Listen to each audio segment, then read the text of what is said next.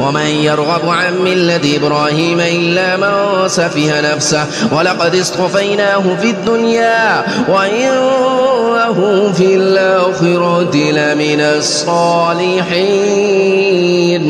إذ قال له ربه أسلم قال أسلمت لرب العالمين ووصى بها إبراهيم بنيه ويعقوب يا بني إن الله اصطفى لكم الدين فلا تموتن إلا وأنتم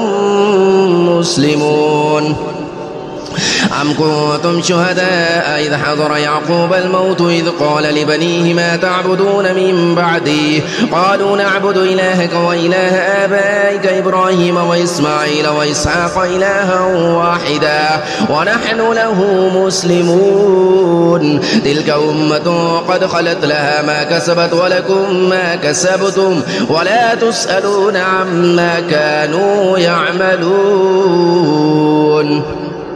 وقالوا كونوا هودا أو نصارى تهتدوا قل بل ملة إبراهيم حنيفا وما كان من المشركين قولوا آمنا بالله وما أنزل إلينا وما أنزل إلى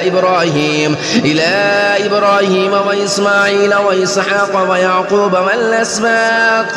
والأسباط وما أوتي موسى وعيسى وما أوتي النبيون من ربهم لا نفرق بين أحد منهم ونحن له مسلمون